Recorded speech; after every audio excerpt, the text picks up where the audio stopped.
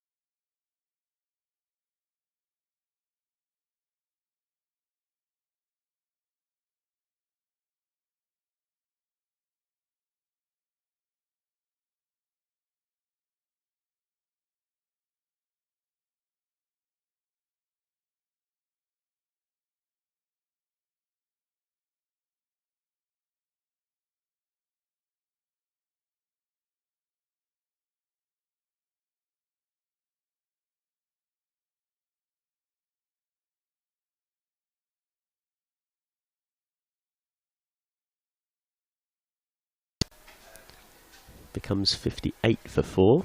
Of course, you're both former Somerset captains. We are, yeah. I've played a lot of cricket with Anya over the years. Absolute legend of the game, and yeah, great to see her out there still playing now. And this will be 1.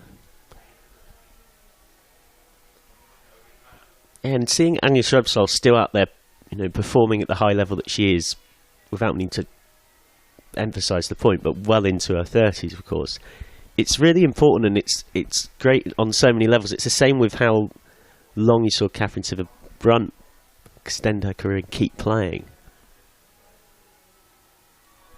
Oh, beautiful work. Well, I mentioned what a fantastic tournament behind the stumps Faltom's had, and that was demonstrated there. End of the 11th, 59 for 4. Because I know, speaking to a lot of women's cricketers, there was a time where even as young as sort of and you might be sitting at home thinking this is ridiculous, but it's true. Sort of in your mid to late 20s, people would describe you as kind of being, you know, too old, done. There was a real perception that, you know, players couldn't play that long, and it's great to see in this professional era, particularly with role models like that, showing actually, no, well, if you're looking after yourself, you're a professional athlete, there's really no reason why you can't go well into your 30s still performing at a very high level.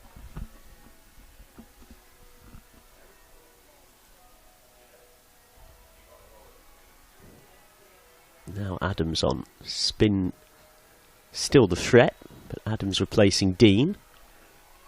Already picked up a wicket yesterday as part of what by the Blazes' high standards was something of a top order collapse. Yeah, I think you make a good point there, Michael, and I think it is, you know, the professional era that's enables players to get that support to extend their careers now.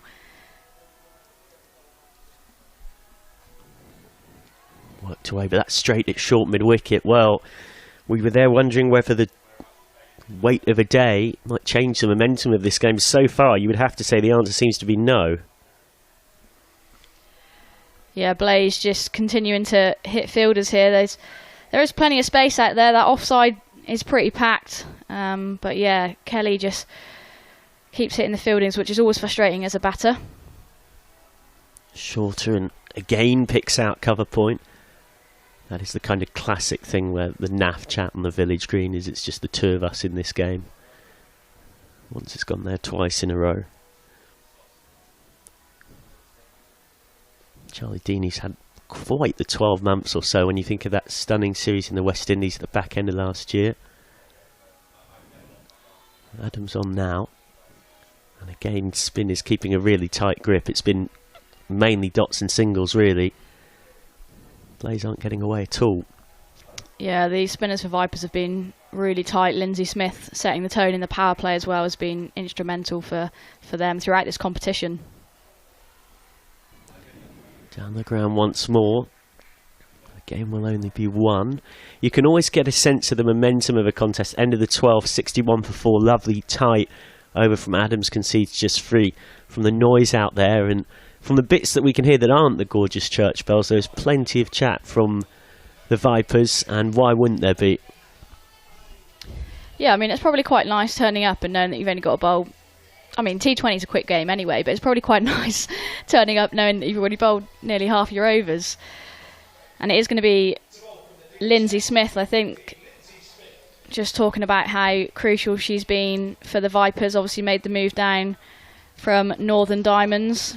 They got her back. They did, yeah. She, I guess, started her career at the Vipers in the KSL. I remember playing a couple of finals against Lindsay. Very good performer. Yeah, when you're in a T20 comp and you've bowled 33 overs now and you're going at 4.9 and over, that tells you a lot. She picks up no shortage of wickets too. Yeah, and she probably bowls the majority of her overs in power play as well, which makes that stat even more incredible. Like straight at cover. Got to take the quick single, and always was content to let them have it. Yeah, I mean, I like that from Glenn there. They've got to start trying to, I guess, put a little bit of pressure back on the Vipers, and if you can't find the boundaries, then you've got to use finding gaps and running well between the wickets, and that's certainly something that these two can look to do. It's worked away into the onside where there's only short fine leg up, so quite content to let them have one through there. Very clear what Smith's being asked to do and execute here, which is to bowl pretty straight. Yeah, and she does it pretty well as well.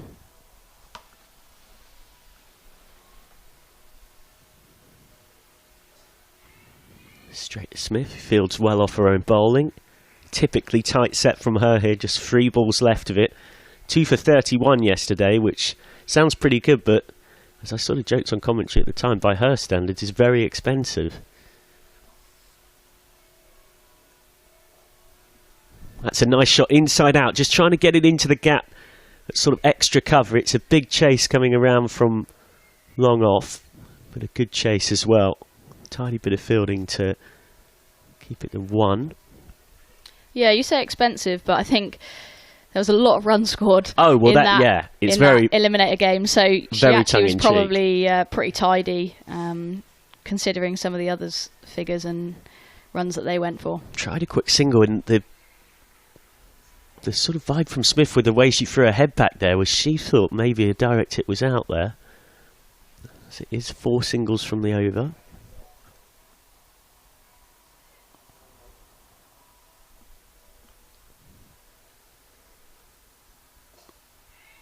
This is again through that extra cover region, and again it's a single. 67 for 4 off 13.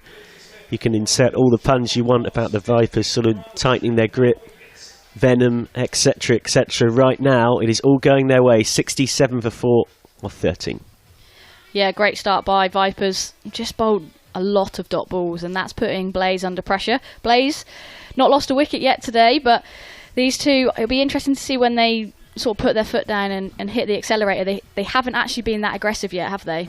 So they've added 11 from 2.5 overs or so since that resumption.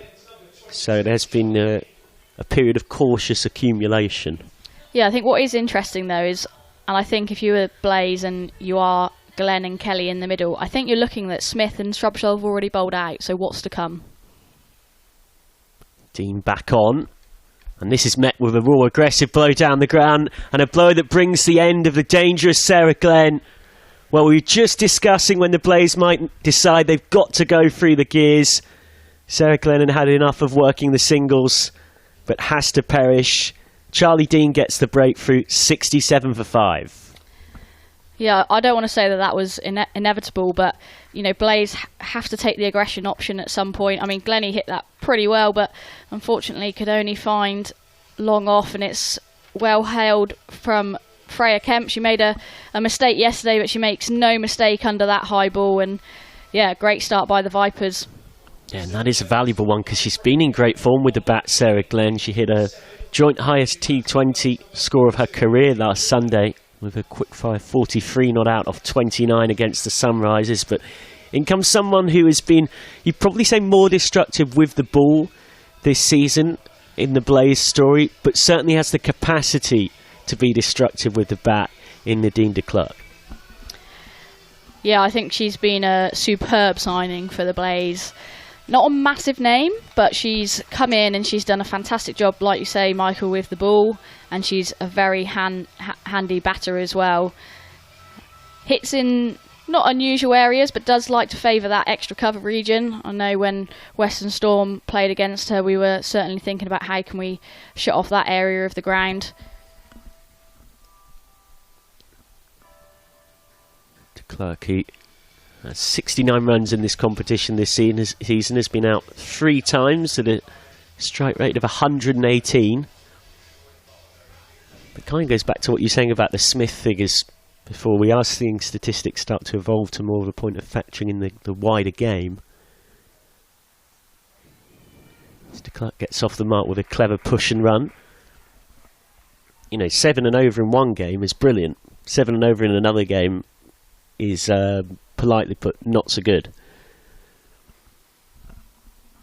I know the analysts are all over that these days, the sort of weighted averages, as one might call it.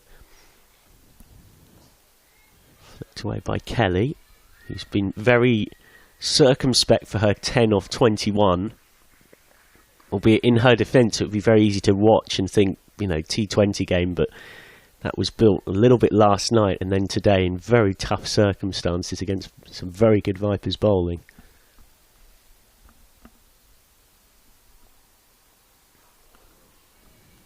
De Klerk again will get 1. Still haven't had a boundary since the resumption. Yeah, I was saying that it's obviously positive from a Blaze perspective that they could get together last night and have a conversation, but also those two batters that had faced a number of balls have to start again this morning. Again will be just 1. Almost got run out from hitting that too well, Kelly. She's hit that straight at extra cover. And because she picked out extra cover so perfectly, it gave her a chance on the direct hit. Yeah, skipper Georgia Adams sitting on the ring at extra cover. I think it shows what a strong position Vipers are in, that they really, really don't mind giving Blaze a single here. They're not even looking to squeeze the new batter de Klerk. They're happy for Blaze to just take ones. Steps down the track, and again it's a little bit of tip and run cricket, and the dive just about saves Kelly. It's the end of a lovely over from Dean, who's conceded 5 from it and picked up the wicket. So 72 for 5 off 14. So run a ball from here, bit of quick maths, that gets you 108. Yeah, you can just see there Blaze trying to scamper between the wickets. I do think that is a good option for them. If they can't bludgeon the boundaries at this stage, then they do have to try and be busy between the wickets, get up and back and try and put Vipers under pressure somehow. But at the minute it's Vipers in cruise control almost. Yeah, this is a team that, you know, they haven't had the perfect campaign, let's be honest. It's not maybe been as consistent as they'd have liked. They did lose a couple of games in the group stage against the Blaze and then against the Sparks, but my goodness me, they love a finals day. It's Adams. Slog sweep, nicely timed. Could be the first boundary of the day. It is the first boundary of the day. Lovely shot from de Klerk, picked the gap perfectly. Yeah, great option there by de Klerk. Pierce the 2 fielders on the leg side boundary there. She does like to sweep and generally does sweep hard in front of square, so she did well to split those 2 fielders.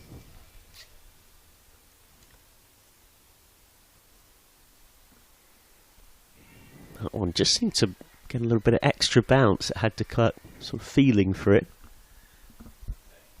Nicely bowled, good response from Adams.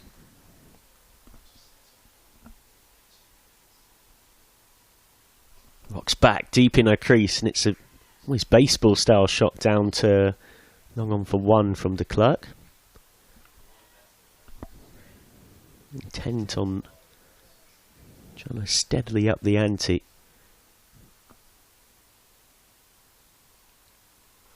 Good footwork from Kelly, who's trying to repeat what de Klerk did earlier on in the over. Doesn't quite get enough of it. Cut off by Wyatt for 1.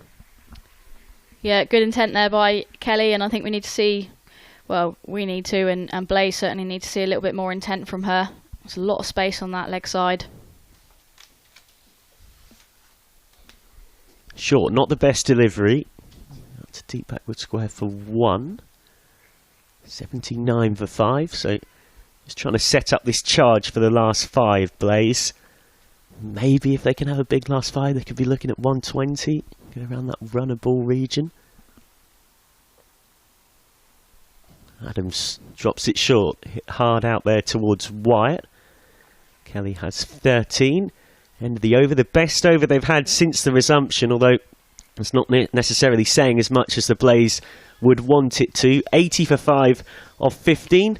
In the sun here at Worcester, after a few more thoughts from Sophie Luff, yours truly, Michael McCann, will be replaced and very much improved by the presence of Georgie Heat. Thanks, Michael. Yeah, Blaze 80 for 5 here.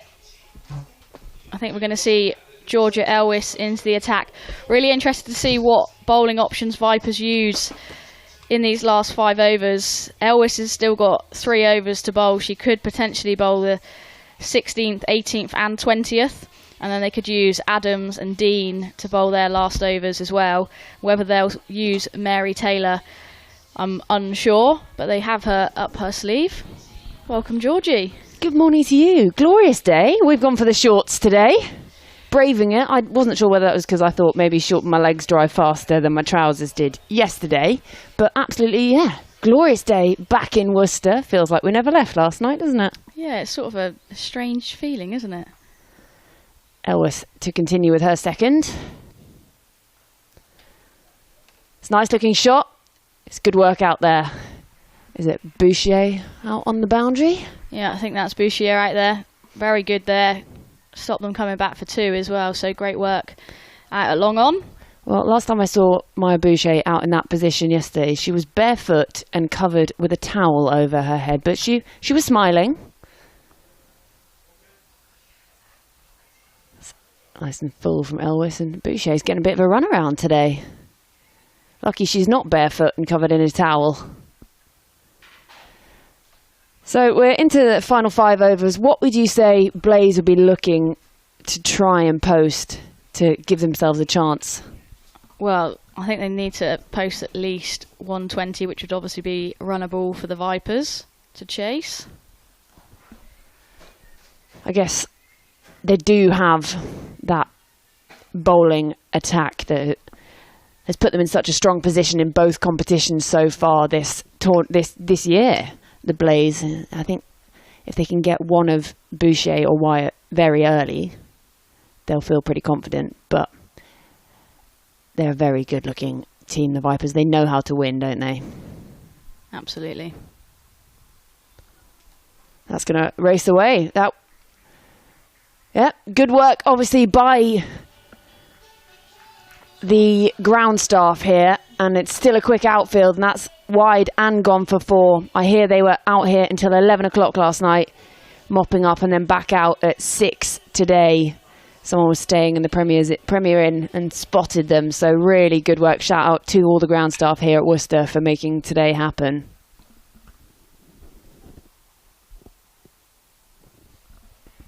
That's a good recovery from Elvis following the wide. Yeah, I think at the start of the day I was thinking that Blaze would probably be targeting 130, 135 if they could get that partnership going between Kelly and Glenn. But it looks like this could be the key partnership now with de Klerk in. She's done good work to give herself room, but finds the fielder. They're doing well running, actually. Been impressed earlier. It looked a bit like a game of tip and run for a while, but putting the pressure on the fielders. Yeah, I think if you communicate well as a batting pair and you're both on the same page in terms of what you're looking to do, then those tight runs, get that scoreboard moving and that momentum going your way. She's just tempting her, isn't she, Elvis? And there's been a good recovery at the end of the over. Expensive over, though. Blaze move on to 90 from 16. 4 overs to go. De Klerk and Kelly going along nicely, so they'll feel they've got a bit of momentum pushing into the final 4 overs. Yeah, absolutely. I mean, 10 and over from here for the last 4 overs gets them up to 130, so I think they will be looking to do that. Vipers have got such a strong bowling attack. They've obviously got Dean to bowl one more, which it looks like she's going to bowl that now. Adams has got one more as well. And then, is Elvis going to bowl her two from the other end to finish 18th and 20th over? They have Mary Taylor, like I was saying earlier, up their sleeve, so whether we'll see her, I guess it's a lot of pressure on a young girl to come in and bowl sort of like those latter overs when you haven't bowled in the game so far. Yeah, and they don't need to put that pressure on. They've got the happy problem of almost too many bowlers at the moment. Yeah, nicely worked. Will just be the one. I mean, keep rotating this strike, and we know that Nadine de Klerk can give it a whack. Yeah, I think Kelly can give it a whack as well. I mean, she's found herself in the middle order in this game, but I know she's opened the batting in previous Charlotte Edwards Cup games for the Blaze. Well, she's given it a whack, and it's been put down. Coming in off the boundary, that's Danny Wyatt. She'll be disappointed. Yeah, she will be disappointed there. Shelled one yesterday in the earlier game as well, and missed opportunity there from the Vipers. Dean in again. Flighted delivery will just be the one. Yeah, it's difficult. Danny Wyatt, we know her as such a good fielder, so she's going to have to sort of forget that one and move on, but that could have been a really big moment in this game just to break this partnership as we come into the final few overs. Well, that's up in the air. And, I mean, Charlie Dean, she set off like a sprint, didn't she? Yeah, I don't know whether she thought there was a genuine chance of a catch there, or whether she just knew that she had to chase that hard to stop them getting two. I actually thought that de Klerk got more on that, and I thought Danny Wyatt was in with another chance of catching it, but didn't even leave the inner ring. Dean again, good use of the feet, worked into the onside. Yeah, Charlie Dean, gosh, she set off out the traps. I was the same as you. I thought, Danny Wyatt, this has followed you, like it so often does, doesn't it? Yeah, it does. Really good over here from Dean. Just gone for the 5 singles so far, looking to change her pace. And yeah, she's bowled pretty tidily. 1 for 21, 1 ball to go. And she's bowled her. Well, that is the end of Nadine de Klerk. Charlie Dean, it was a tight over. She had the pressure on, and there's just a bit fuller. And Nadine de Klerk looked to work it into the offside. And that was the stump out of the ground. Yeah, de Klerk there just looking to give herself room, but in the end gave herself too much room. And Dean finishes her spell with 2 wickets to her name. And Blaze, 95 for 6 here. They're going to need some late order hitting to try and get them up to a decent and respectable score here. Nothing better as a bowler than taking the stump out of the ground, especially as a spinner. Yeah, they obviously need to put them in a bit harder. Brings Sophie Munro to the middle. Not really fired so far in the tournament. High score this campaign of 12 not out up at Derby against the Vipers. But if there's ever a time to come to the party, it's in the final. Yeah, absolutely. And so far, Blaze's day is going similar to the story of yesterday, their first 10 overs yesterday, where every time it looked like they were going to get a substantial partnership, they just lost that wicket and lost that momentum. And it is going to be Georgia Adams to complete her set, bowl her allocated overs. Vipers really going for the squeeze here.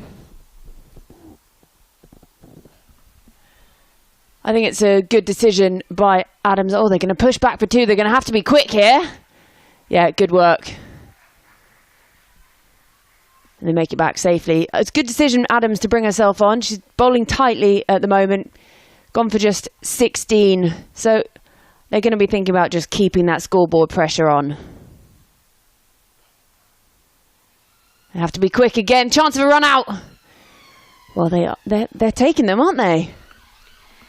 They are, yeah. I think there are those scoring opportunities there, though, for those quick singles. A lot of the Vipers fielders that are in the ring are sat well on the ring, so there are those opportunities for singles.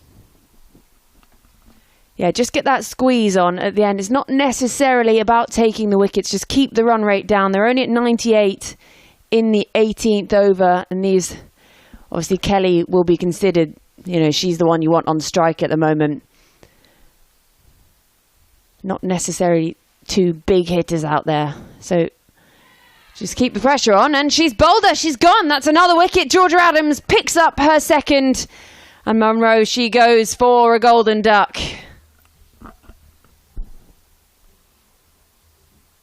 Yeah, you just can't keep Georgia Adams out of the game. Obviously, since turning pro, she's made herself into a very handy all-rounder, and she just picks up wickets on a regular basis and has been...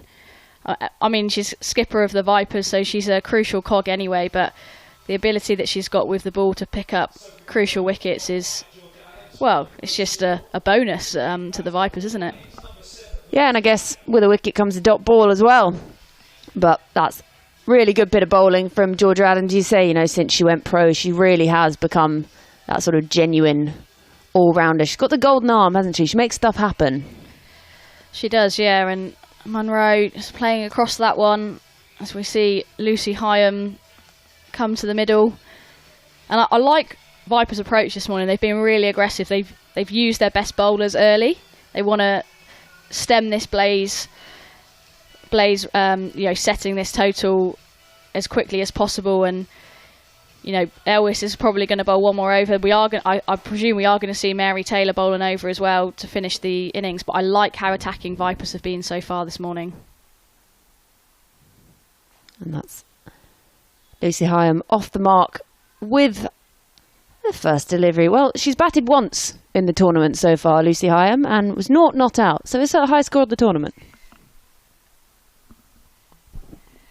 Yeah, I guess that shows just how dominant Blaze have been, that they haven't required their lower order as much as other teams have. Yeah, that's nicely played.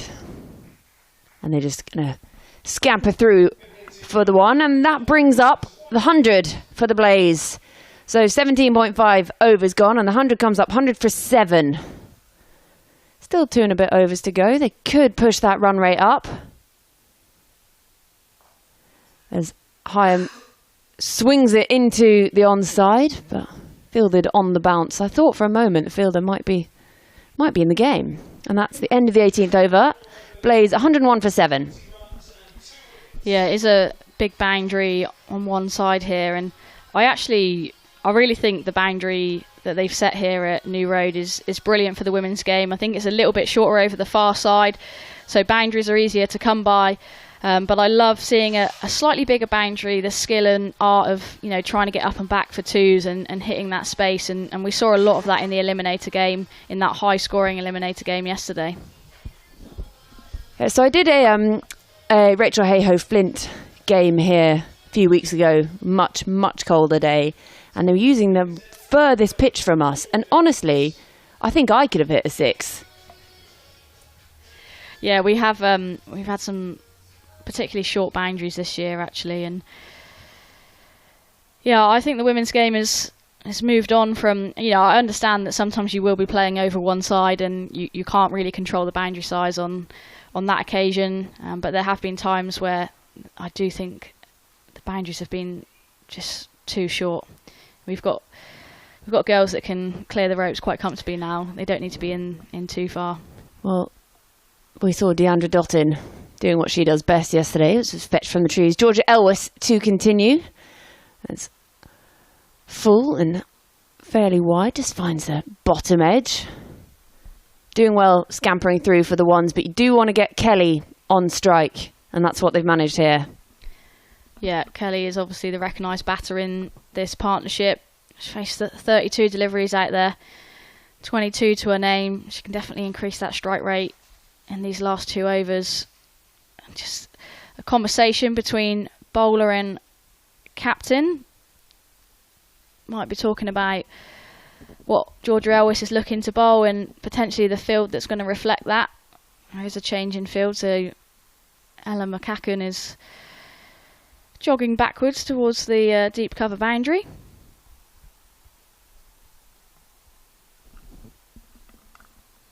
Moves her feet, uses her feet, good work, and that's found the fielder out there. A bit of a misfield. Freya Kemp out on the boundary. She does well to recover. I thought that was going over the rope for a minute. Yeah, it wasn't a clean pick-up out there, was it, by Kemp? I didn't think she attacked it that well, but deep square leg is always a tricky place to field, just trying to pick up the ball in the first instance. It's different. It's innovation, we'll call it. Yeah, it is. I think Elwes is going to be looking to take pace off most of the time, though. But yeah, I like Lucy Hyam trying to be innovative there. Great take by Fulton as well. She's been very tidy behind the stumps throughout this competition, and that was a great take there by the Australian. Yeah, she's not necessarily fired with the bat, but she has been really good with the gloves. Elwes in again, and she's gone for the innovation again. Lovely little ramp. Fielder down there. She wants to push for a second. They'll just have to settle for one. Well, I think we found Lucy Hyam's signature shot for the day. Yeah, it's always interesting though when you use that innovation to only get yourself a single. Usually we'd probably more likely see that when we've got short third and short fine up in the ring, but I guess if it's one of Lucy Hyam's strengths, then she wants to go to that.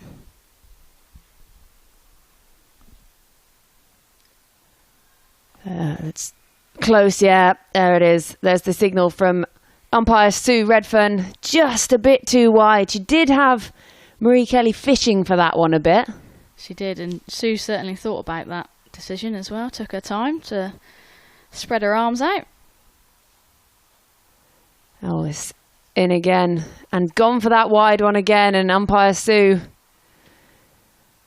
signals it again. Much quicker that time. Yeah, I think that one was a little bit wider and a little bit easier to decide.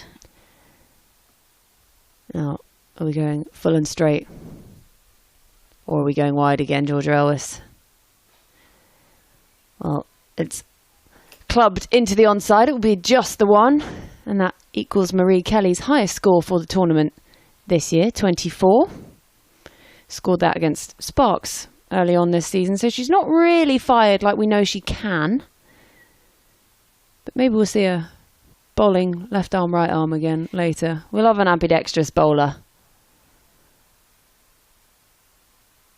And she looks to swing. And that's a tidy finish from Georgia Elwes. So at the end of 19, Blaze, 1 over to go. 107 for 7. Yeah, well, they'll need 13 off this last over if they're going to get towards that 120 mark that I spoke about. Vipers are going to use Mary Taylor to bowl the last over. Georgia Adams has used her, well, I don't want to say frontline bowlers first, but they're asking the youngster here to bowl the last over. I wonder how many Blaze can get off this last one to... Well, it's not just the runs that they get off this last over, is it? It's that momentum going into their bowling innings to start that off as well. Yeah, and we know how strong their bowling attack is, and we saw the start that Vipers made with the ball. Anya Shrubsole obviously picking up. Tammy Beaumont was just the third ball of the game. So if they can have that kind of start, taking momentum from this over, they know how to win, this Blaze team. Yeah, talk about Blaze knowing how to win this season. But how many times have we seen Vipers in the final, and they've got a very experienced lineup that will be looking to chase these runs down. It's the lucky orange. That's why I wore my orange scrunchie today, especially. In comes Taylor, and that's very full. And they'll just come through for one. They won't mind that. They don't mind them dealing in ones.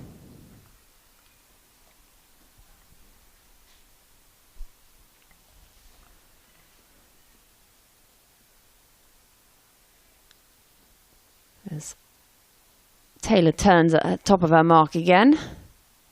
And there's that innovation we've gone for again, Lucy Hyam. That's the third time, and they're going to have to be quick scamper back. And she could be gone here. Umpire Sue shakes her head and says no. That was it was pretty tight at the end. She had to be quick, get her skates on.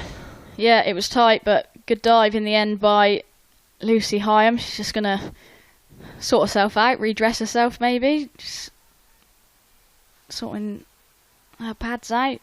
But yeah, good scampering there by the Blaze. They need to take every run that's on offer here. That's what we talk about, that positive mindset coming out of this innings and into the next one. They know that they've been pushing the twos, pushing the pressure on the fielders. Mary Taylor continues. And there's a swing. Was there an edge? She's gone. Edged, caught behind. Lucy Hyam. She went to swing back over the bowler's head. And Nicole Fulton makes no mistake behind the stumps. No, absolutely right there. Another dismissal to Fulton this year. And fair play to Mary Taylor. Never an easy ask to bowl the last over, especially when you haven't bowled at all during the game so far. We're just going to see the replay there. Hyam just trying to give herself a little bit of room, but Taylor, I think what she's done really well in these first three deliveries is she's looking to take the pace off, and you can probably guess that as a batter, especially someone like Hyam who's looking to play those ramp shots, those scoop shots. She needs pace on the ball to be able to get that ball to the boundary, and Taylor outfoxed her there. Yeah, I mean, welcome to the party, Mary Taylor. You come on to bowl the final over as your first over of the game, and you go for a 1, a 2 and a wicket. You wouldn't mind that, would you? Easy game. Yeah, what's all this talk about cricket being difficult? We're all being shown how to do it by the youngsters. Well, it's Kirsty Gordon to face. Well, she's given a bit of a freebie as her first delivery. High full toss. And it just goes for 1. Is it signalled no ball? No, I think that was all right. I think that was dipping on Gordon there. I think Kelly wanted 2, but I think the right decision by Gordon there. It was well fielded by Smith, and you want Kelly on strike for these last 2 deliveries, surely. Well, she's given that some welly into the onside, but picked out the fielder. And it'll just be 1. What a noise that made off the bat. Yeah, crunched that one off the middle of the bat. Last ball then, Kirsty Gordon on strike. Spent a lot of time with Kirsty over in Australia this winter. Got to know her pretty well. I think she has got the scoop and the ramp in her, but I just don't know whether Taylor's going to give her enough pace to go to that option. Well, she's tried to give it a whack, and they're going to push back for 2, put the pressure on the field. There's a good arm, but they've done well. They've scampered back for 2. Well, that closes out the Blaze innings. They finish it 114 for 8 off their 20 overs. It's an innings that's gone across 2 days, but 114, they won't be too disappointed after a bit of a difficult start yesterday. Marie Kelly, she finishes unbeaten on 26, accompanied by her captain on 3. So the news of the day is that the Vipers, to defend their Charlotte Edwards Cup title, they need 115 from their 20 overs. And we will be back with you after the break in around 10 minutes' time to see if Vipers can chase down 115 to win here at Worcester.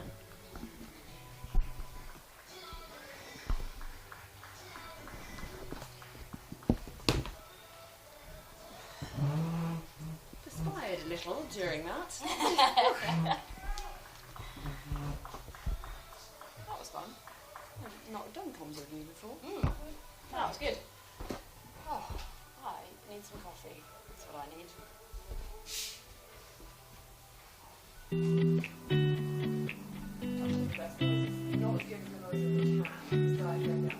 Oh, yes. Yeah.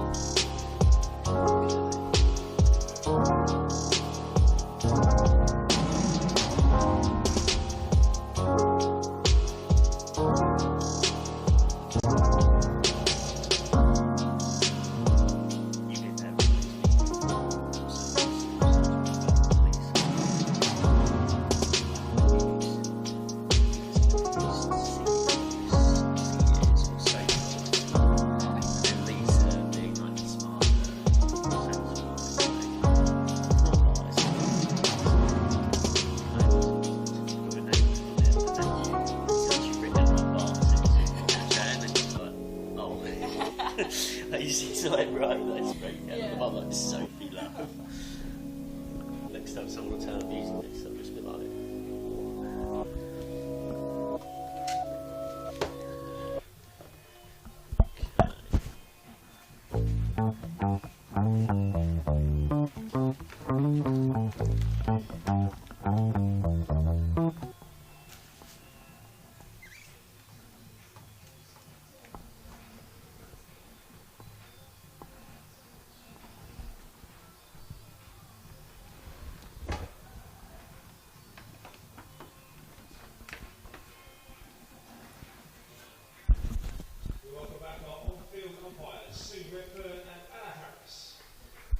Welcome back to New Road, Worcester for the run chase in the Charlotte Edwards Cup final. The Blaze have been undefeated in all 10 of their completed games this season. 3 of those in the 50-over competition, the Rachel Hayhoe Flint Trophy.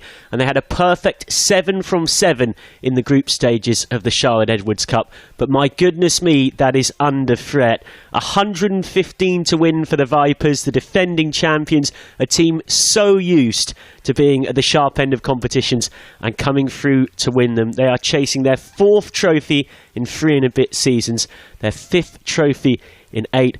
An outcome for them, a very imposing opening pair. Maya Boucher and Danny Wyatt, both of them thrashed half-centuries yesterday, putting on 108 for the first wicket at a very good clip that really set them on their way to defeating the underdogs of the Thunder. I'm Michael McCann, truly back in the commentary box alongside Sophie Luff for the start of the run chase. And it really is the game within a game here, isn't it, Sophie? They set the game up beautifully, this pair. They were 50 without loss after 6 yesterday against the Thunder. And if they do something similar here, it's hard to see how the Vipers lose.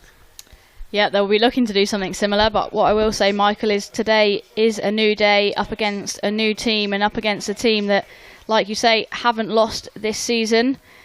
Kirsty Gordon leading the Blaze out, and she's got a lot of bowling options up her sleeve as well in this lineup. They've used a lot of different combinations in the power play, and I'm sure she'll be calling upon many of them to try and get as many wickets as possible. That's the only way that I see Blaze winning this game, is if they take early wickets and continue to take wickets throughout this innings. Yeah, it is difficult to see them winning the game without bowling the Vipers out or getting very close to doing so. And the player with the ball in her hand is one that I think you'd have got absolutely no money for guessing. A certain Nadine de Klerk. She has 14 wickets in the competition this season.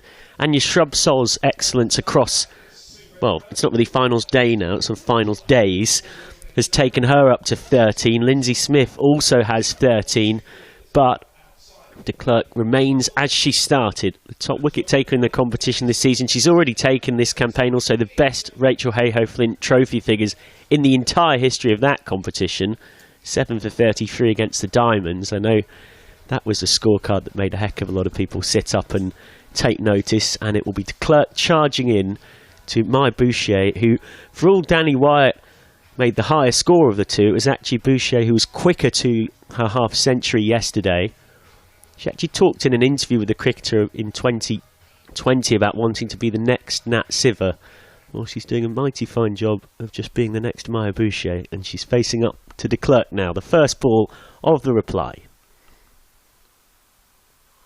Beautiful from de Klerk. You'd expect nothing less of a bowler who we teed up so impressively, and what an impact she's had. Yeah, she's had a great impact at Blaze, like you say, taking that 7-fer in the Rachel Hayhoe really, I mean, made her mark, didn't she? And we see there that first delivery, de Klerk getting some nice shape away, and she'll want to get that new ball swinging early. That's definitely a threat of hers. Slip in play.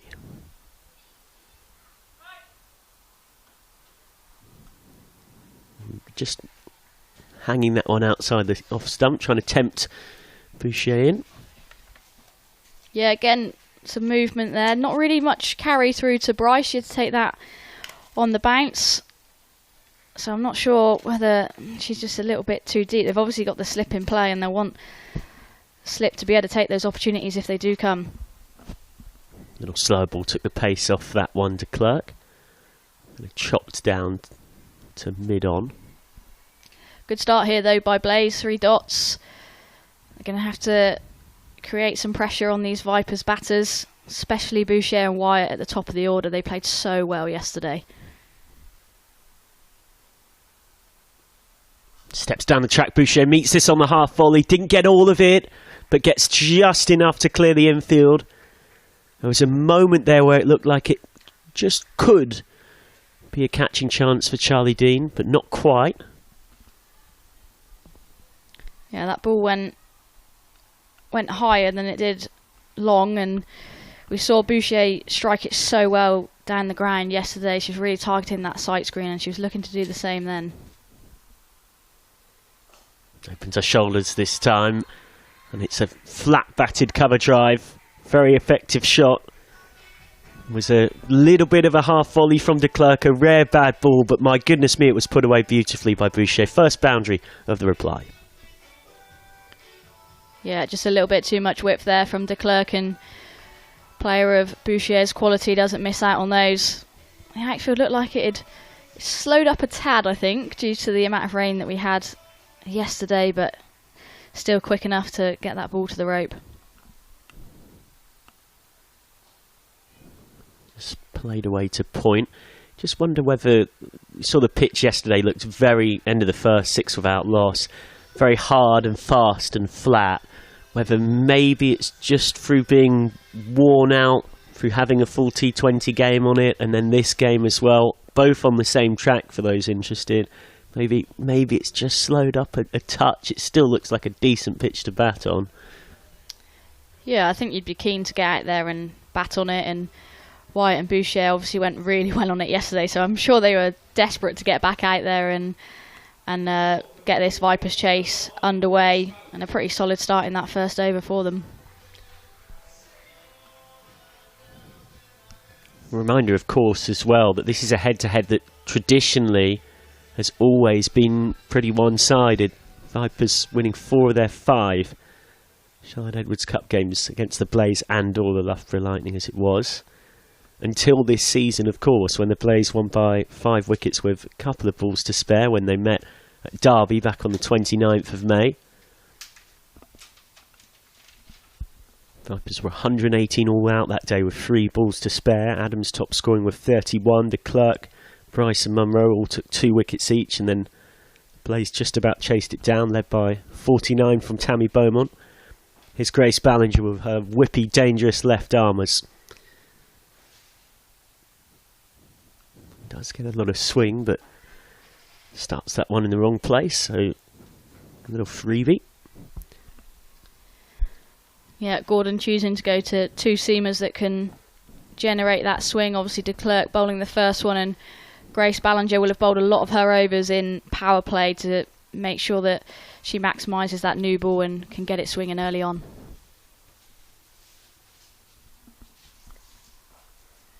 Shot. Didn't need to move, Danny Wyatt. She knew. Boucher was interested in running. Wyatt just stood and admired it, and why not?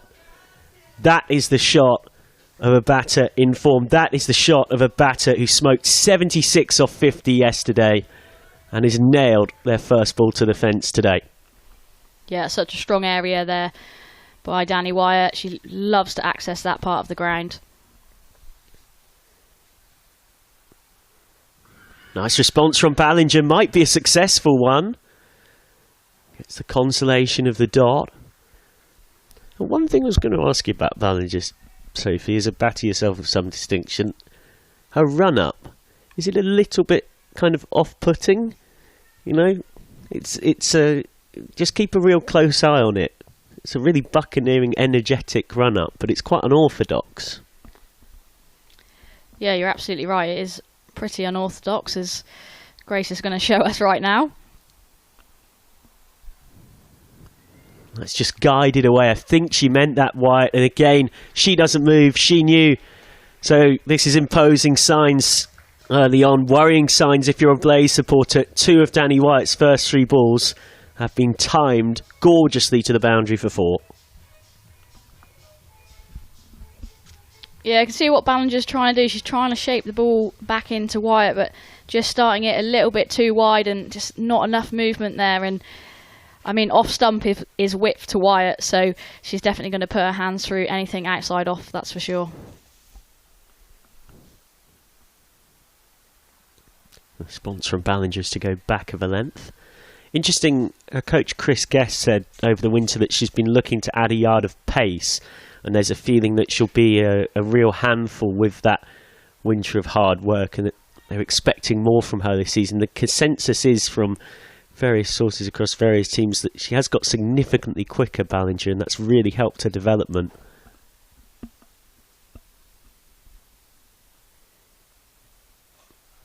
Flicked away, wristily done from Wyatt, straight down the ground.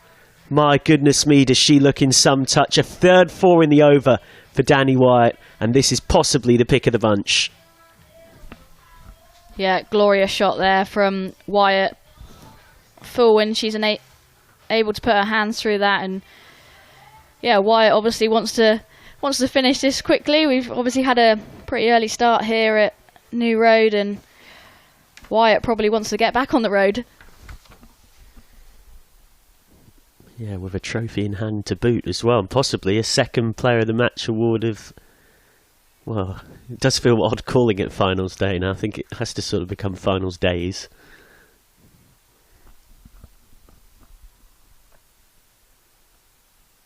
Short, and this is going to be more runs for Wyatt. It's going to be another four for Wyatt.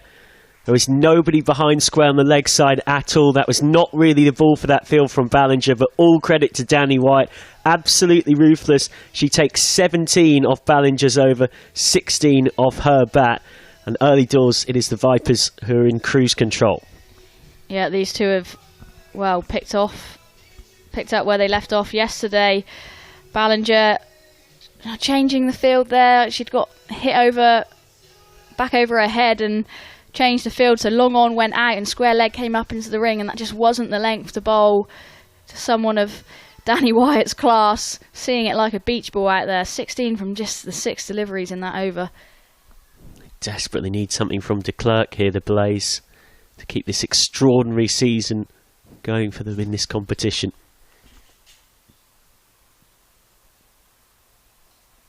Hurdled away by Boucher. He's done the absolutely correct and sensible thing. Just give Wyatt the strike. Danny Wyatt, who started this weekend outside the top 10 for top run scorers in this competition, and now she's surging towards the number 1 spot. She has 239 and counting. She's gone past Adams, and Bryony Smith of the South East Stars is being rapidly hunted down. Wyatt is 17 behind her.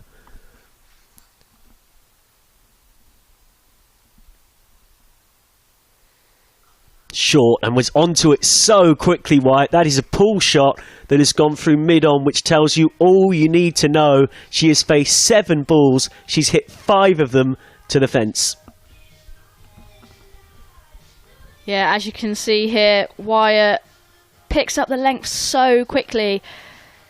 Makes her such a dangerous player to bowl at, and yeah, like you say, pulling the ball over a straight mid-wicket is a very good area to hit. A rare play and a miss. It was only the second player after a certain Deandra Dottin to hit 2 T20I tons.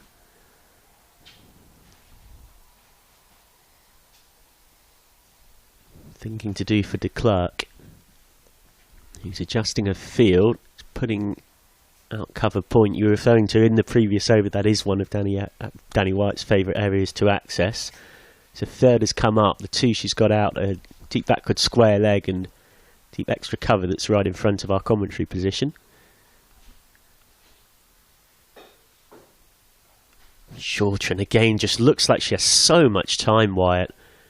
Just paddles it round the corner. We'll have to settle for 1.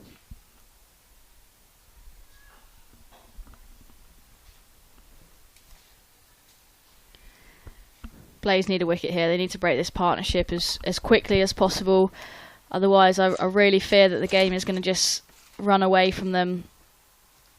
Boucher, just a 7 to her name.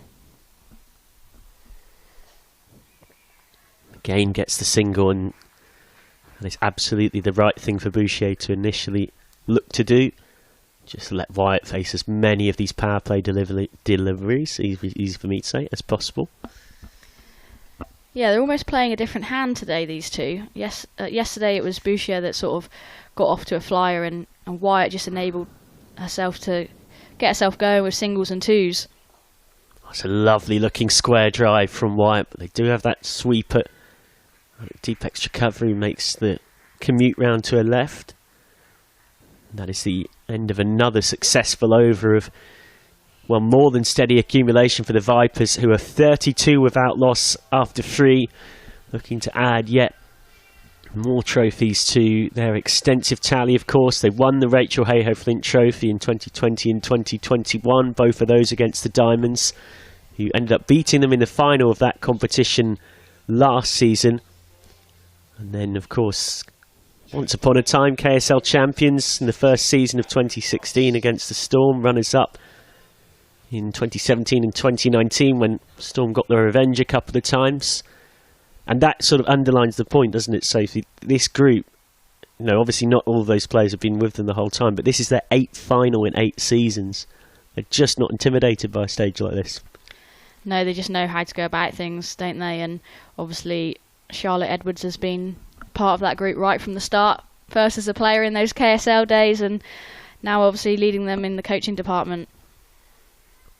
Barn just come off, unsurprisingly, having conceded 17, and it's up to Bryce just to try and see if she can tighten things up or take a wicket.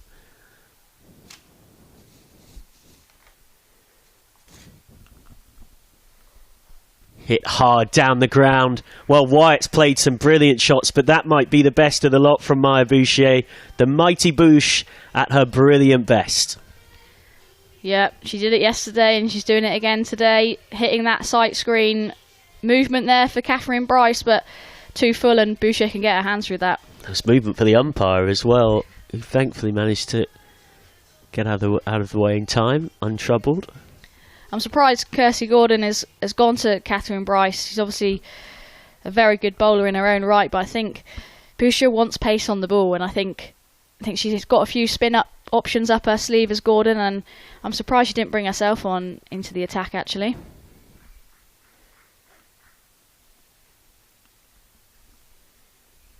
She's got long on and deep mid-wicket out.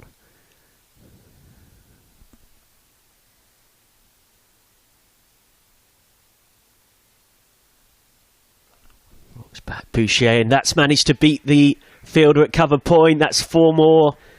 So worryingly for the Blaze, it's now Boucher getting into her groove as well. Consecutive boundaries for Maya Boucher. Yeah, it's a brilliant shot there from Boucher. Just lets the ball come so close to her and negates the movement of Bryce. She lets that ball swing and then strikes it right underneath her eyes and can pierce that offside, and yeah, finds the boundary with ease.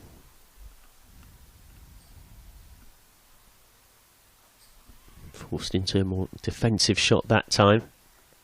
You can see already that required run rate is sat at around 4.5.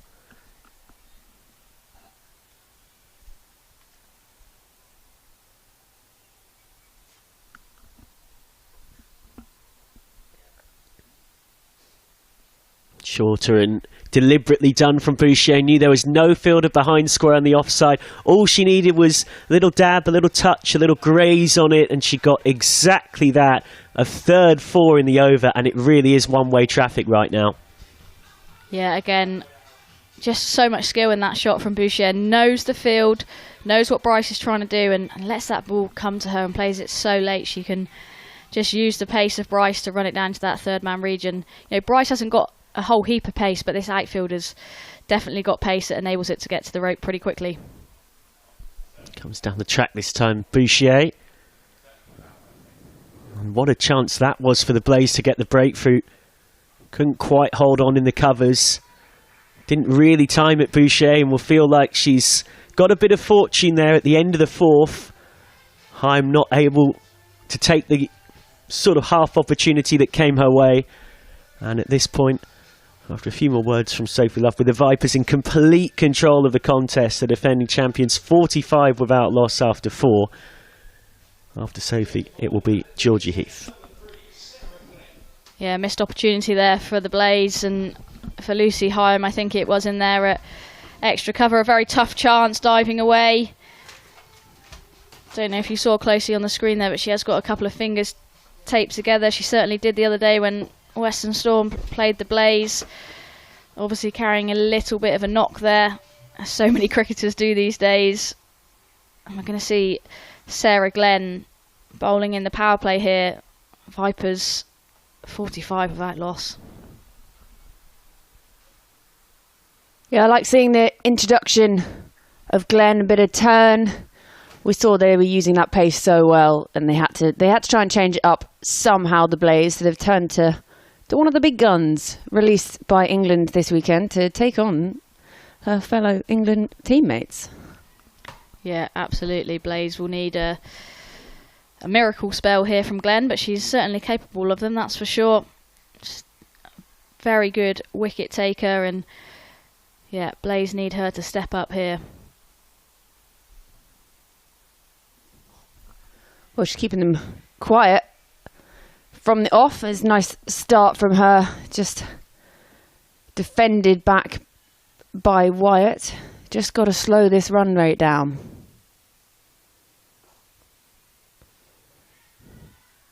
Build up the dots, put that pressure back on, slow the run rate down, make them try and push it back up again and make the mistake. I think that's what they're going to have to do at the moment.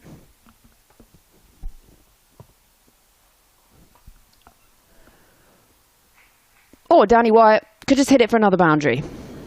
She's in the mood. Yeah, I mean, there's not many batters that don't want to try and find the boundary after a couple of dot balls, and we saw Wyatt sweep very well yesterday. It's not a preferred option of hers. And Hyam in the game again there. I'm not sure whether she got any hand on that. Struck firmly by Wyatt, and, well, just a common theme throughout this innings, Georgie, that she's just finding the boundary a regular occurrence. Well, it's been the last 48 hours, really, hasn't it? That's nicely played. That's really nicely played. And that's going to be back-to-back boundaries for Danny Wyatt. Yeah, Wyatt racing away here. Blaze just can't stop the run flow here. Glenn started so well in this over, creating a little bit of pressure, a couple of dot balls, but couple of boundaries, and the pressure is back on the England bowler here.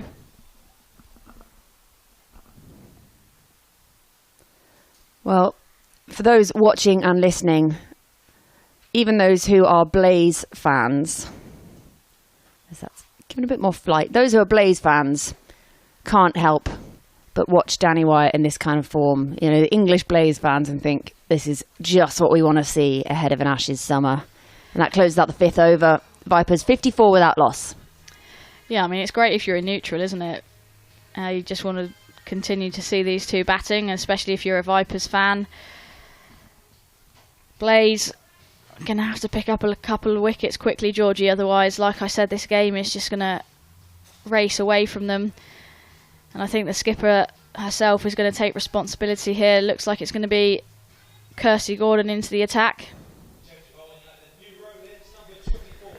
Yeah, well, like we said, they're going to have to change it up a bit. It wasn't working with that pace up top, and we're going to have to see what they can do to get through these two. The Danny Wyatt, I mean, she's going at more than 2 a ball at the moment. She's 31 off just 15 deliveries. Run rate almost up at 11 at the moment. We're still inside the power play. Still another over of the power play to go. And that's a lovely touch from Maya Bouchier.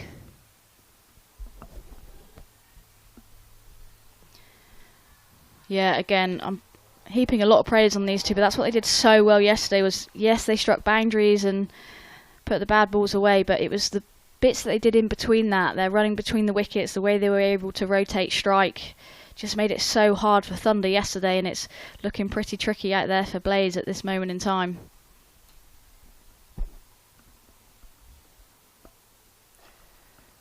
Well, it's up in the air. Fielder thought she was in with a chance for a minute. It's Tammy Beaumont. She's fielded on the bounce. it seemed to just hang for a little bit, but we know how quick Tammy Beaumont is, and if she can't get to that, no one can. Yeah, they're always really tricky ones to judge, and that ball's in the air for so long.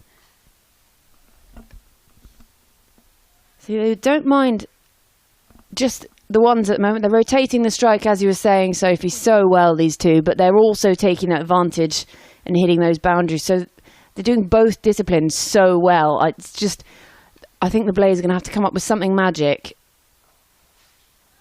to break this, and that is just delightful. Doesn't even set off for a run.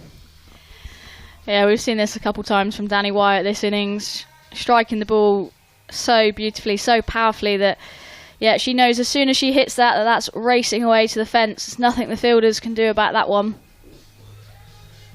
Well, Danny Wyatt almost seems like she's got lunch plans. She's not hanging about here. Got the roast in the oven. A bit hot for a roast out today. Maybe the barbecue's getting hot. Yeah, I reckon a barbecue would be a better option on a day like today.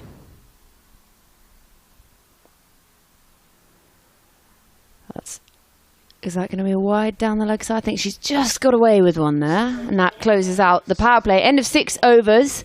The Vipers are racing along at 61 without loss. And that is Josie Grove's mum. I have never seen a better supporter than Josie Grove's mum. I saw her at the Under-19 World Cup this year. And I would have loved to put a step counter on her. Because the 2-step didn't stop for 10 days. Looks like she's wearing a orange cape as well there. It'll be homemade. Very impressive. Yeah, she got craft sessions going in their hotel, making England foam fingers but out of paper. And she did a lot of dancing, and it was very, very hot. And how does Josie feel about her mum getting so much coverage with the camera? I did see her at a couple of England Under-19 World Cup games on the TV. How does Josie feel about that, do you know? I feel like she's probably got to the point she's just so used to it now. As Glenn comes on to start her second. They kick it off with a 1. I think you get to that point, you sort of pass the point of embarrassment and you're almost expecting it. When I used to run cross country, I told my mum she wasn't allowed to stand near the other parents anymore because it was too embarrassing. And so then I'd find myself running around a bit of wooded area, and I'd suddenly see her appear with the 2 dogs. I'm like, I actually think this is worse. So you know what? Embrace it and go for it. Because if you try and hide a parent, they'd actually just get louder. Glenn's in again, and that's up in the air. Fielder thought she might have been in with a chance, but 2 bounces, and that's another 4 off the bat of Danny Wyatt. She moves on to 40 off just 20 deliveries. Yeah, Glenn continuing here, and Blaze have got to take the attacking option. They only had 3 fielders out there to Danny Wyatt, even though we're out of power play. They can't really afford 4 out of the ring, and Boucher and Wyatt just to milk them for singles. So I do like the attacking nature of Kirsty Gordon as skipper here.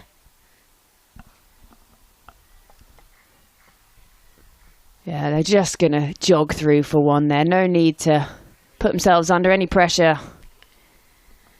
Really tricky, isn't it? Blaze obviously haven't got that breakthrough so far. That run rate required, only 3.5 and over now. Glennie just ringing the changes in the field as well.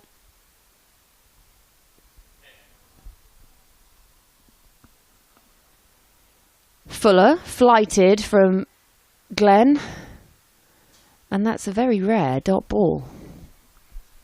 Yeah, they need a few more of those, and, well, they prefer a W in that over column. Well, there you go. There it is. Sophie Luff, your wish is Sarah Glenn's command. And she's bowled as she tries to swing through it. Maya Boucher, she's got to go for a well-earned 25 off 20.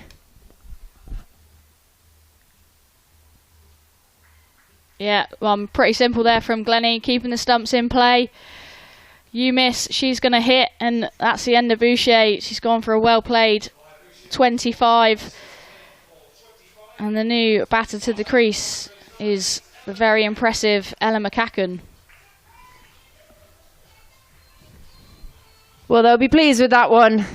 They finally made the breakthrough. That partnership, the pair, just phenomenal up top. They scored 108 yesterday.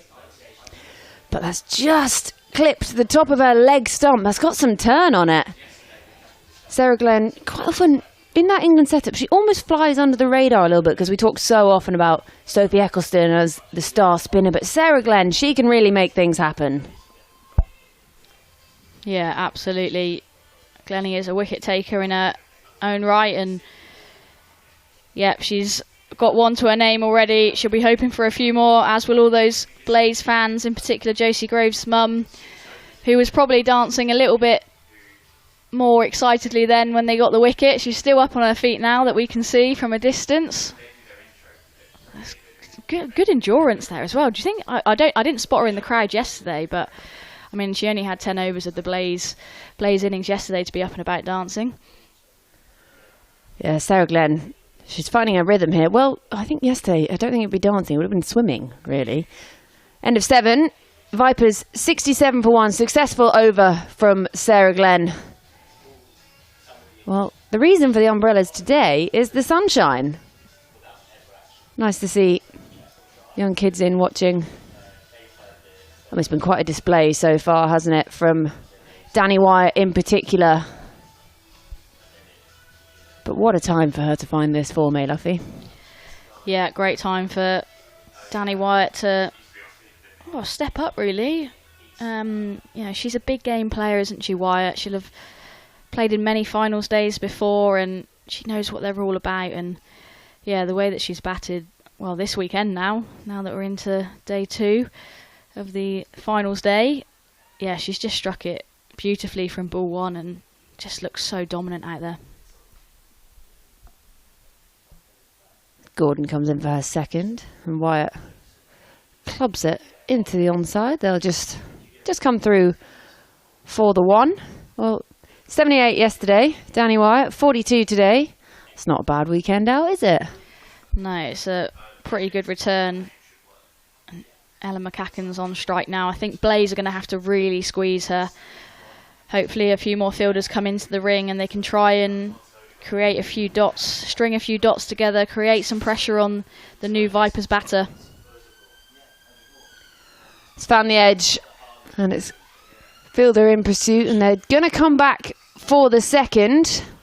So McCacken off the mark with a 2. Yeah, from side on there, looked like Gordon just got a little bit of extra bounce on that delivery, and it was actually well played by McCacken in the end. Shorter delivery, and it's well fielded by Georgie Boyce. Yes, I'm doing the maths, and yes, I am using my fingers and thumbs. Danny Wyatt scored 120 runs so far this weekend. Full and flighted from Gordon, just getting the squeeze back on a little bit. Yeah, and this is what they've got to do to McCacken. They have to squeeze the new batter, try and create something here, the Blaze. It's a nice solid looking defence, isn't it? It was, yeah. At the same time, McCacken, she'll know that she's got plenty of time out there, and Wyatt's going very well at the other end. All she needs to do is get Wyatt back on strike, really. And that will be just that. Oh no, it's the end of the over. So, the end of 8 overs. Vipers very much in the driving seat, 71 for 1. Yeah, good decision there from Kirsty Gordon to keep herself on. And as we're looking at the worm here, obviously there's a lot of orange on that worm, isn't it, Georgie? There's some orange wiggly worms, yeah. Yeah, it's not the clearest to see, but obviously one line is way above the other, and that is of the Vipers in this run chase. I think it's going to be Glenn again, and I think they're going to have to just continue with pace off here. It does seem that they've been able to generate, obviously, that wicket of Boucher in Glennie's last over, but being able to stem the run flow just a touch as well with pace off the ball. Yeah, well, they need another breakthrough. They preferably, I mean, it's pretty obvious to say, they need rid of Danny Wyatt. She's the destructive batter out there at the moment. I mean, they've got pretty good line-up with the bat, haven't they? They bat quite deep, the Vipers, but you can get rid of Danny Wyatt. They might just feel that they could get back in this. She's gone for the reverse sweep, McCacken. Not quite timed it.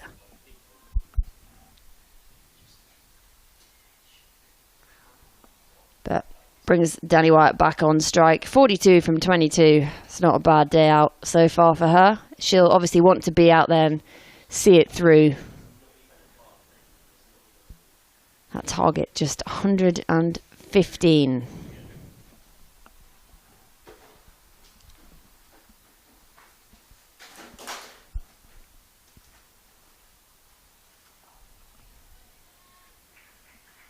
That's well dug out. Full again from Glenn. Struggling to get her away, which would be just what she wants at the moment. Get the pressure back on. Yeah, as you see, McCacken back on strike now. A lot more fielders into that inner ring. That's well played. Sarah Glenn, hand on her head. She thought she might have got it through there, or just come through for the one. So do you think it's lucky, the orange, perhaps? Are we going to see Western Storm in orange next year, or is that just the colour of the year? Yeah, it looks like it's just the colour of the year, doesn't it? No, I don't think we've got any links to orange in any capacity, Georgie. Have you ever seen cider's a bit orange, isn't it? That's me. It's tenuous links. Yeah, I mean, I don't even know where the green came from, to be honest. I do remember in the first year of the KSL we were in all green, and yeah, it wasn't the best look in the world. That's well placed by Danny Wyatt, and it's quick out there, and it's raced away. She's picked up another boundary. She moves on to 47, and the Vipers are racing along. The end of 9 overs, they're 78 for 1. Yeah, just 37 to win now for the Vipers. Looking at the scoreboard ahead of me, just see how far ahead Vipers are. When DLS is always a good indication. Hopefully there's no more rain around, but DLS is always a good indication in a run chase around where you should be. It's currently sitting at 45, and Vipers are well ahead at that. Yeah, well, I was just looking at that Manhattan, and as I look at it on our screen, I can see the cathedral looming in the background. It was like a reflection of it, you know, the nice tall Manhattans of the Vipers' innings, and in the background that resplendent cathedral. Yesterday it was like something out of a sci-fi movie as we watched the darkness. First we heard the rumble and everyone sort of looked up, and then it just engulfed the entire cathedral, and then the ground as Gordon starts her third. And it really was quite something, wasn't it? Yeah, it was. It was it was a glorious day up until those dark clouds appeared behind the cathedral, and it was the wind as well. It was almost like we were going to come off for the wind to start with, and I was like, I can't do that. You can't come off for wind. And then, yeah, you just knew that the heavens were going to open. And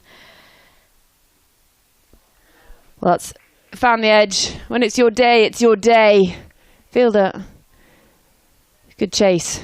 Not quite as quick out there as it might be. Obviously saw a lot of water yesterday, but as we say, really great work. Again, shout out to the groundsmen, the groundswomen, the grounds warriors. Here it was a bit of a battle, wasn't it? They had to be warriors against the elements. Yeah, they had to work really hard to get those covers on, and there was just so much water line on the outfield as well. I did feel for them. Likes this reverse sweep, Ella McCacken, but brings Wyatt back on strike. She could move to her 50 in the one blow here, and I wouldn't really be surprised.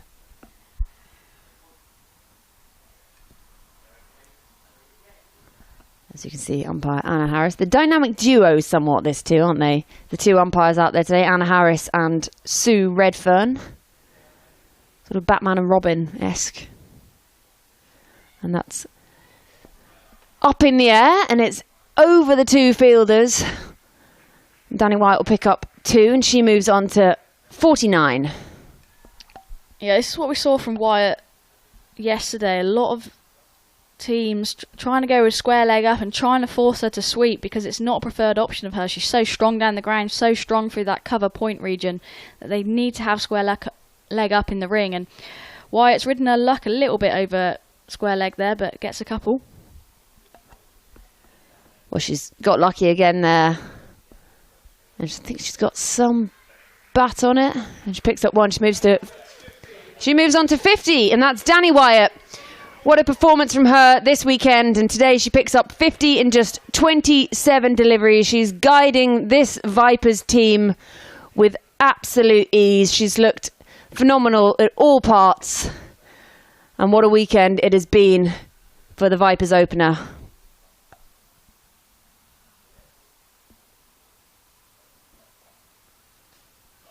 That's nicely played by McCacken. Good running as well from these two. Well, that is the end of 10 overs. Vipers halfway through the chase and very much more than halfway through the runs required. They move on to 85 for 1. They need just 30 more for victory and to defend their Charlotte Edwards trophy. And I will slide elegantly out to the right as Michael McCann comes to join Sophie Luff. Thanks, Georgie. Yeah, there wasn't much elegant sliding out of the seats yesterday, I must admit, for myself, Ailish Cranston and Joe Gardner. It was a bit of a challenge getting out of this left-hand side, but Georgie and Michael are able to swap over pretty comfortably over there. We're going to see a change of bowler. It's going to be South African international de Klerk back into the attack. Gordon, I guess, going back to her trump card. They need wickets here, Blaze, and she'll be hoping that the South African international is the answer to that. Hello. Hello.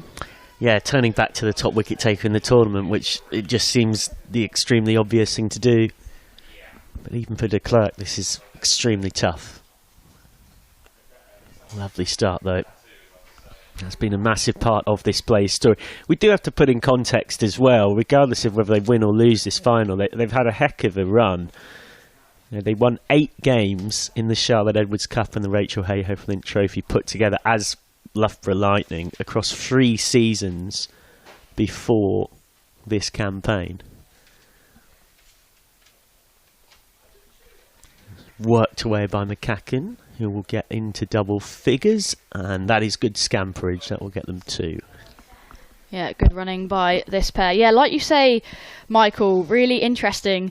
They've sort of transformed themselves in terms of the results as well, having gone from Loughborough Lightning to the Blaze. They were bottom in both their groups in the 2021 and 2022 season. In 2021, they lost all of their group games. Just took the pace off a bit, guided down to 3rd for 1. And in 2022, they were bottom of Group B, losing all but 1.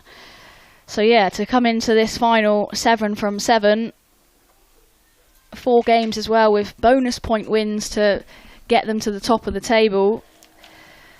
It's an uphill struggle for them now, though, I feel. Yeah, they finished 10 points clear of the Vipers, and they beat them, albeit in a pretty close finish when these two met. It was only the first time they'd ever actually managed to beat them in T20 cricket. They'd lost all of the previous 4 before that, a couple of meetings in 2021, a couple last year as well. Miscued. And given! It's out! Wyatt's gone for 50 off 27 balls. Might have just kept a bit low. And Nadine de Klerk, the top wicket taker in this tournament this season, has her 15th. Yep, it did. Cannon into the top of the pad and given. Yeah, a real shame there for Wyatt, who has played magnificently over this finals day. Across the 2 days, she's given herself and her team a fantastic platform here. It looks like it's going to be the skipper, Georgia Adams, and she'll be wanting to come in and get her team over the line. What a time to come in as the captain. Here's another look at that from de Klerk. Yeah, you'll have to accept my apologies for the initial reaction. We are not quite straight on. We're at sort of a deep cover point for this over, and I initially thought she might have chopped it onto her pad, Wyatt. But absolutely not, is that confirmed? So here comes Adams. Worth saying as well that Wyatt, I don't think you actually get a purple cap. Do you get anything of a top run scorer with the Charlotte Edwards Cup? But she's going to take that title. She has 273 now. She's gone past Bryony Smith of the South East Stars, who was top coming into start of proceedings yesterday morning. 17 clear of her. Yeah, I don't think you get anything for being top run scorer, but there's definitely player of the competition, I'm sure. Right in the running for that as Adams avoids the dreaded first baller, and as you alluded to, Sophie Luff alongside me, we'll be eyeing up that classic little captain's innings, nice little 15 not out, the boundary to win it, the celebrations, everything else, and every chance she delivers on that promise. Nice looking shot from Adams. Well, that is the shot of a batter in form. A square drive through cover point to get off the mark. That is a thing of beauty. 92 for 2 at the end of the 11th. Yeah, great timing there from Georgia Adams. Just using the pace of de Klerk, using the pace of this outfield. It didn't hit that almost. Just leant on it and it's raced away here at New Road. Vipers are closing in on that total. Just 23 to win here. And like you say, Georgia Adams will be desperate to be out there at the end. It's not really a better feeling in cricket than making sure that you get your team over the line. And yeah, I'm sure the celebrations, if they do win and they do get over the line, will be jubilant for the Vipers today. 23 to win off 54. Adams, who top scored with 31 for the Vipers when these sides met earlier on in the season. What has been, of course, an extended season. Lots to be positive about with this expanded regional programme. This competition now seeing everybody play each other once. That wasn't the case last season. There's rightly a consensus that's a bit of a fairer way to go about things. And then 14 Rachel Hayhoe Flint Trophy games as Hyam starts a new over and gets worked away for 1. So those Rachel Hayhoe Flint Trophy games being double round robin means suddenly you've got 21 games. 8 more than last summer, which I imagine is a lot of fun, a lot of cricket in the calendar. Yeah, that's what you want as a professional player, isn't it? You want to be playing as much cricket as possible. I think over the last couple of years we've probably felt that we've been on the training park way too much. Just turned away. And I guess it's that fixture list in a way almost catching up or keeping up with the fact that with that £250,000 or so to be spread around in that salary pool, we've got more than 100 professional cricketers in England now.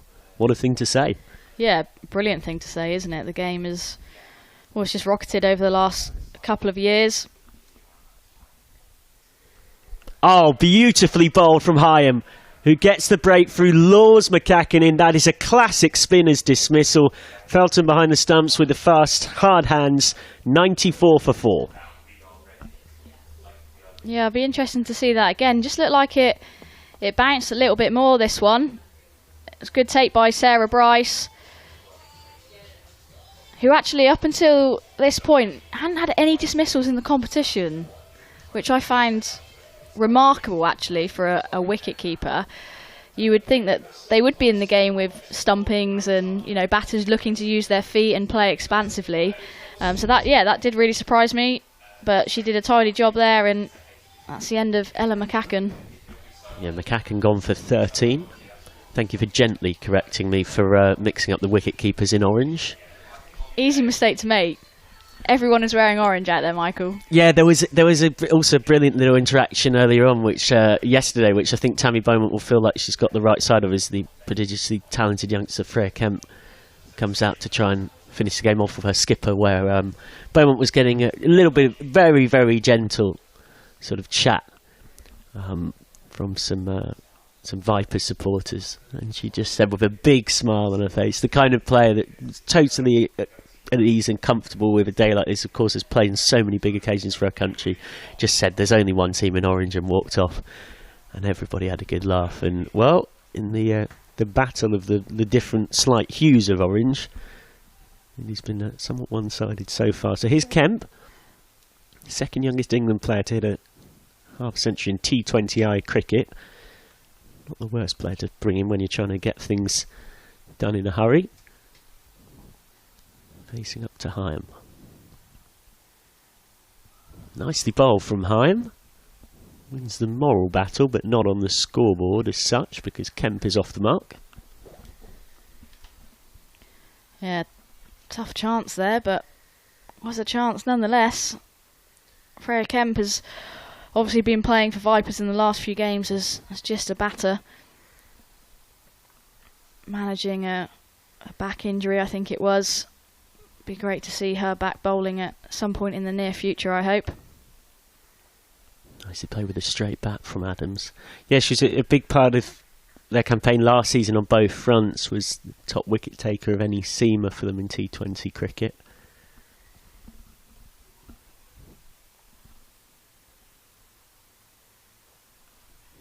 Just pushed away by Adams. Will keep the strike. 96 for 3 off 12. Just 19 to win. Of course, so much women's cricket on the horizon. A bonanza of women's cricket. I know we're sort of pushing up towards 100,000 tickets sold right across the Women's Ashes, which gets going on the 22nd at Trent Bridge. That rarest of beasts with a 5-day test. There has been one before. North Sydney Oval between those two great rival nations, Australia and England, in 1992. And then, of course, the T20s at Edgbaston Oval and Lords on the 1st, 5th and 8th. And then the ODIs at Bristol, Southampton and Taunton on the 12th, 16th and 18th. There are tickets available. They're going like the proverbial hotcakes. And again, how good is that to say, and how much does that demonstrate how things have changed, even across your career, Sophie Love? Yeah, it's changed massively, and a really exciting summer ahead. Like you say, we've obviously had plenty of cricket so far, but there's much more to come. And yeah, the way that they've sort of advertised the Ashes together, the men obviously get things started a little bit earlier as well. But yeah, I do like the multi-format system in the Women's Ashes. I think it's all to play for, and yeah, I'm really intrigued as to how it's going to go as well. Australia obviously missing Meg Lanning as well. It's a big blow for them. It's an opportunity for England to try and change their fortunes in the Ashes series. Here's Sophie Munro. Cut away straight at point. Munro, who at the very least, if they are to lose here, will want to ruin a few batting averages if she can in revenge, having got a golden duck herself earlier on in the piece. Yeah, and she's certainly got the skills to do that as a tall, fast bowler.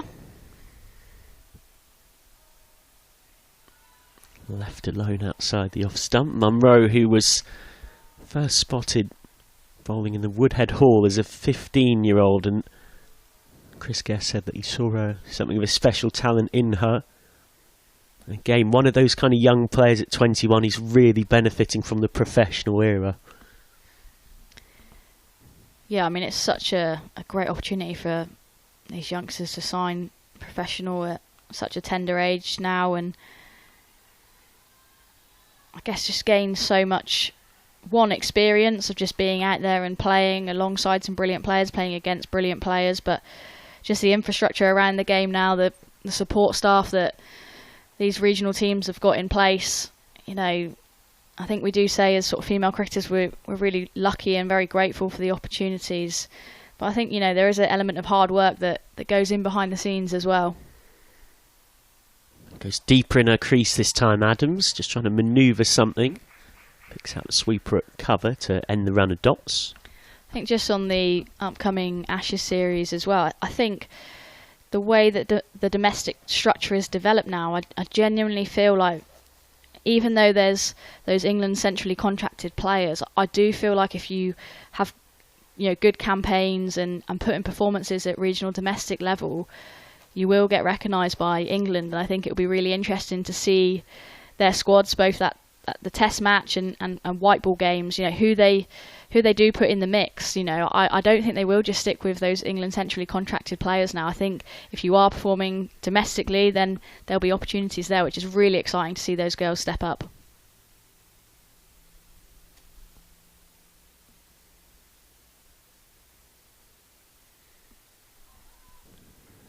Resolute block from Kemp.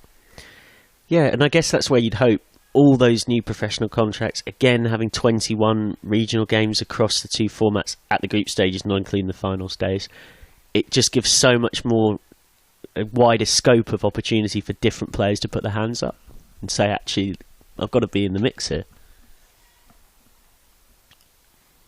Yeah, absolutely. And I think 50 over cricket as well, obviously doubling the amount of Rachel Hayhoe Flint games. I think it would be easier to sort of double the shortest format. I like that they doubled the 50 over competition. It's where you really learn your skill and craft as a batter and a bowler. Miscued, but they're going to quickly run single. So it's an excellent over from Munro all told. Concedes just 2 from it, and at the end of the 13th, 98 for 3. Just steadily working their way towards victory. 17 needed to win now off that last 7. And of course the question always inevitably comes up when talking about this, particularly around women's cricket. You know, where do you sort of sit on potential multi-day kind of stuff at regional level?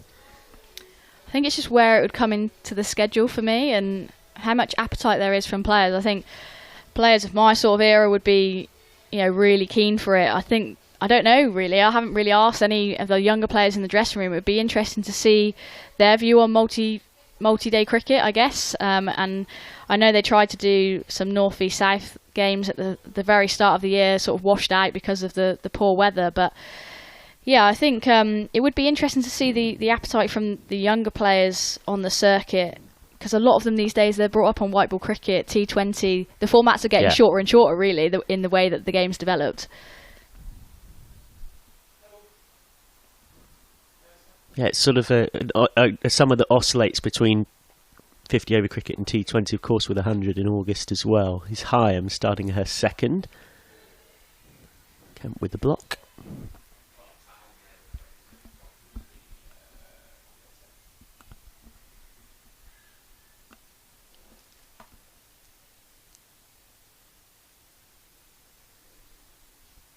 Steps down the track, meets this on the half volley and absolutely belts that for 6. Kaplunk has had a little look here, Kemp, and now decided from her 5th ball, yep, that's going the distance, and go the distance it does. That's glorious from Freya Kemp there. Shot of the day for me. She's got long levers and she used them beautifully there. Didn't try and overhit it, just held her shape and straight down the ground. That was a brilliant shot by the youngster.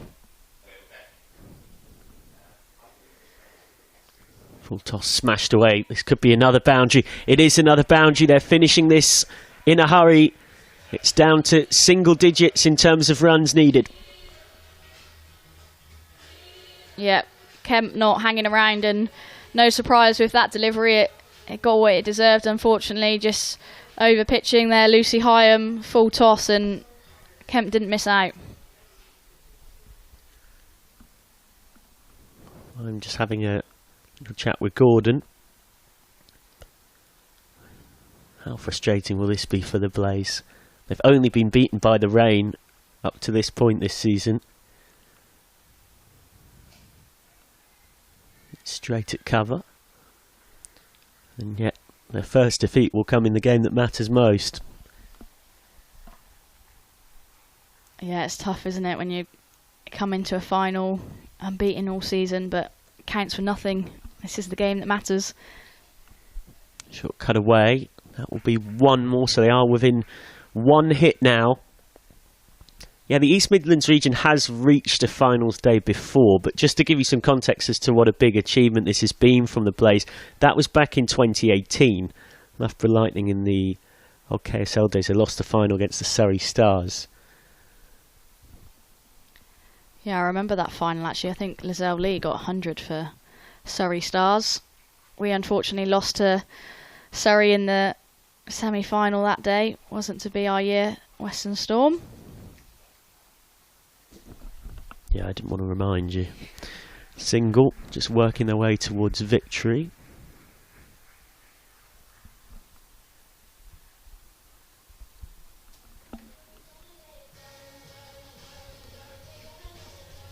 $110 for 3 off 14.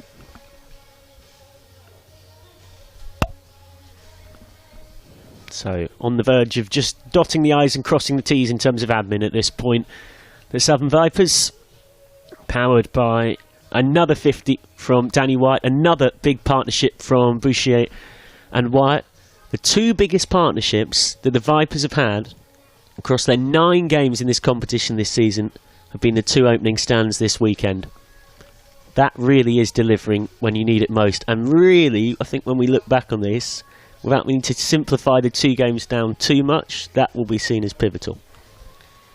Yeah, they've just done it so well this weekend. I say this weekend because we're obviously into the second day here. Here's Munro. Adams trying to finish it. She won't quite finish it here, but the scores are tied. Georgia Adams now has the chance to hit the winning runs for her team as the skipper. Yeah, would be fitting. Not a convincing shot there by Adams, but she'll take them nonetheless. Vipers will not care how they get this this last run. And yeah, Georgia Adams, like you say, has got the opportunity to finish the job for her team and walk off victorious. 1 to win for the Vipers, the defending champions. And they'll get it. Georgia Adams, the captain, takes them home. It is a comfortable win in the final, and yet again, it is the Southern Vipers who have their name on the Charlotte Edwards Cup. The defending champions. It is their 4th trophy in the last 3 and a bit seasons of regional cricket. A 5th trophy across their last 8. They're so well known for turning up and delivering when needed most. Not the cleanest of blows to finish it off. Not that they'll care. Off the bottom edge of Adams's bat. And she takes them home to win this game by 34 balls and come through finals day. They saw off Thunder yesterday. And now they have inflicted Blaze's first defeat of the season across any competition, 20 over or 50 over cricket. The deserved champions and winners yet again of the Charlotte Edwards Cup for 2023. It's the Southern Vipers.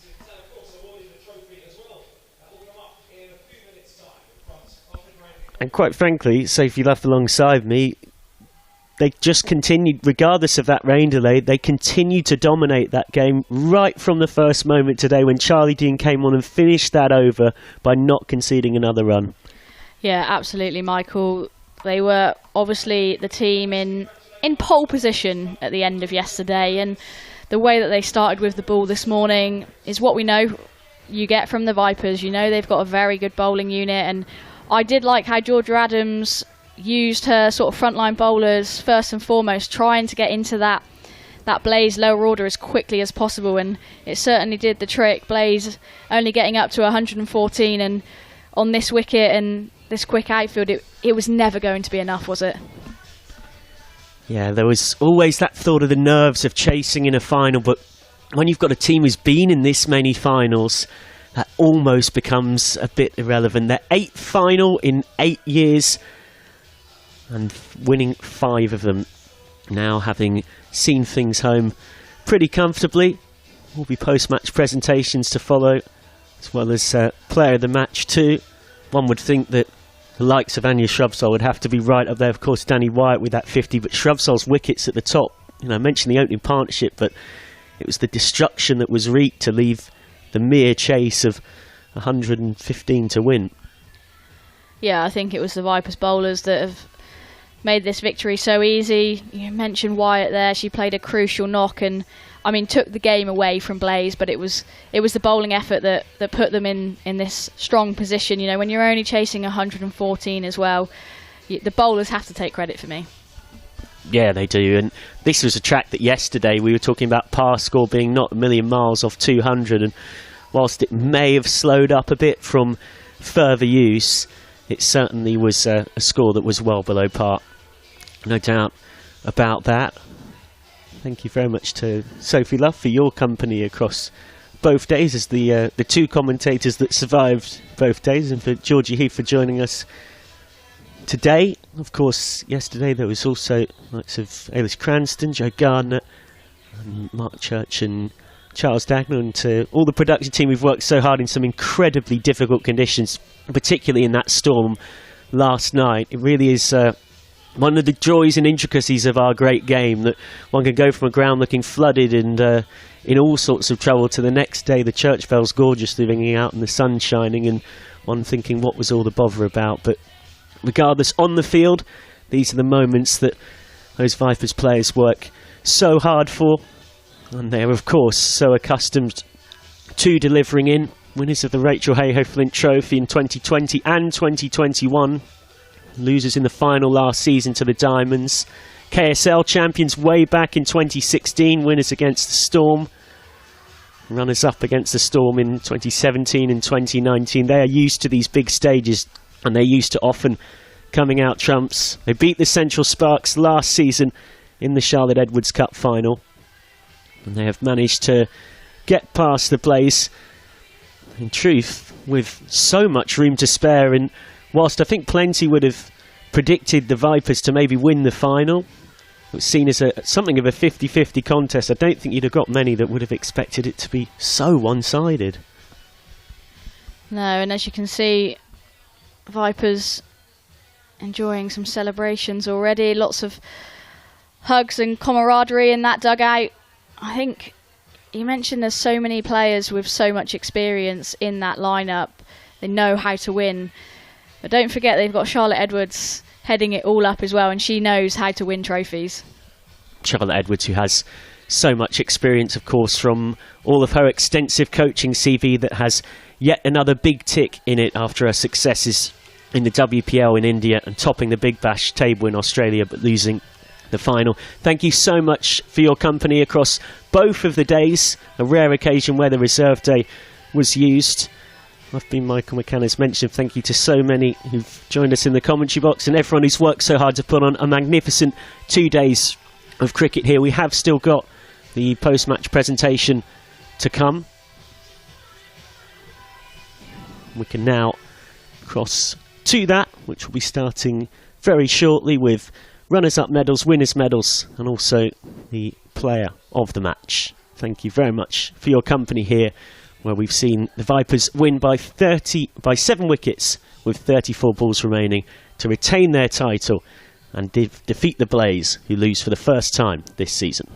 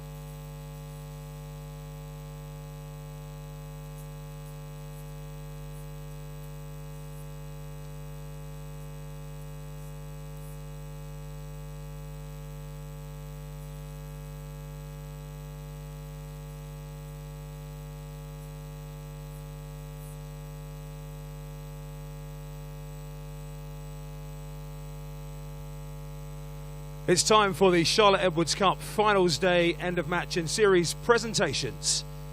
Firstly, we would like to thank the match officials and scorers on Finals Day.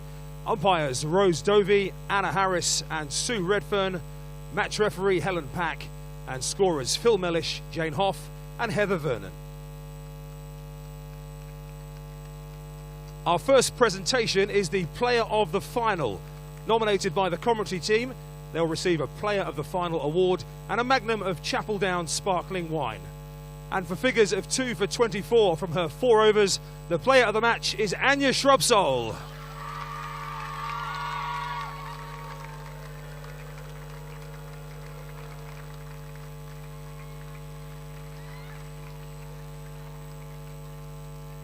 Anya receiving her awards from the director of the women's professional game at the ECB, Beth Barrett-Wild. Anya, first of all, a lovely way to end a finals day, a victory and a Player of the Match award. Yeah, absolutely, and a nice big bottle of champagne, so who doesn't want that? It's obviously really pleased to get over the line. We fought hard through this competition to be here, through yesterday, so obviously to get the result today was massive. How much of the hard work in the match was done by you and the bowlers last night? Yeah, I think that set us up really well. To turn it around after the semi-final, it was quite a bruising game, kind of in the heat. To turn it around and bowl so well for 10 overs was massive. And of course, when you've set a platform like you have with the ball, and you've got the likes of Danny and Maya at the top of the order to make light work of the chase. Yeah, absolutely. They were brilliant yesterday. They were brilliant again today, and that partnership off the top and the power play kind of killed the game. So they're both exceptional batters, some of the best batters we've got in this country, and we're very lucky to have them in Vipers colours. There's been a lot of talk, Anya, and there's people watching the stream right there around the world. There's a lot of people still in front of us here about the question as to whether this is your last game for the Vipers. What can you tell us? Yes, is the short answer. I put my spot here. I'm going to play the 100, and I'll be retiring at the end of the season. Yeah, hard to tell given the effortlessness with which I move around the field, but it hurts quite a lot, to be perfectly honest with you. So have a bit of a rest now, try and get myself in a good place to play the 100, and then that will be that. We've obviously seen you move into a bit of coaching as well, but how difficult a decision actually has it been overall for you? In some parts difficult, in some parts really easy, to be honest with you. Like I say, it hurts a lot. Got a lot of life left to live, and I'd like to be able to kind of walk around, take the dogs out for a walk and things like that, and it not really hurt. So from that point of view, it's been really easy, but it's obviously difficult. I've played cricket for England and for Vipers and whoever else since I was 16, so half of my life has been spent playing cricket. So when you give that up, it's never easy, but I know it's right and I know it's the right time. Not a bad farewell tour in the 100 either. Yeah, exactly. It's a really good competition. See if we can get over the line third time lucky, but whatever happens. And look, I'm really grateful. I've had a great career, and I feel really privileged to have finished here playing with the Vipers, who are such a great bunch. An amazing career to this point, still some highs to come, I'm sure. Your player of the final and ending her career for the Vipers today, Anya Shrubsole.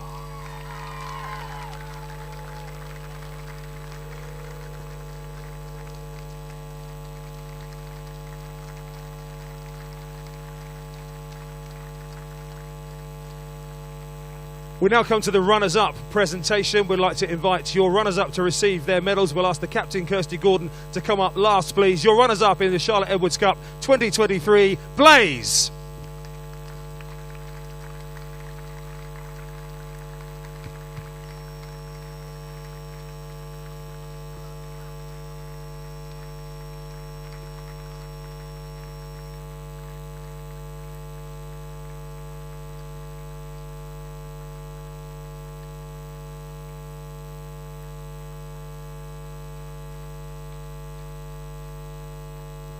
Kirsty, let's bring you in for a chat if we can as well.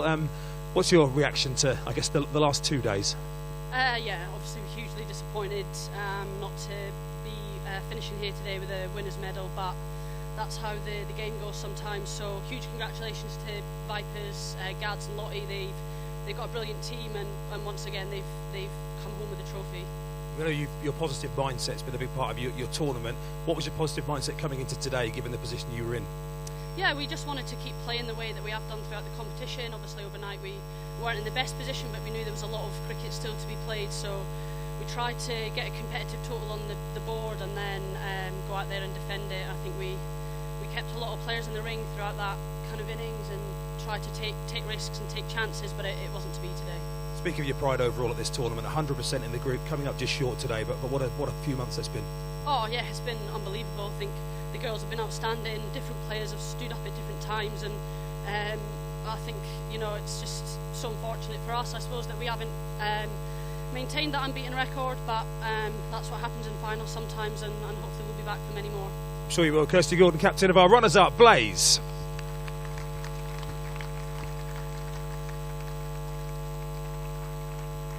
Now we move on to the Charlotte Edwards Cup Player of the Year Award, which forms part of the PCA Awards. It's sponsored by Vitality, and it's been decided via the PCA's most valuable player rankings formula across the domestic 20-over competition. Many players made a name for themselves with standout performances across the tournament, but the Charlotte Edwards Cup Player of the Year, sponsored by Vitality, who receives a prize of £2,500 and a trophy, for her 10 wickets and almost 250 runs is Southern Vipers captain Georgia Adams.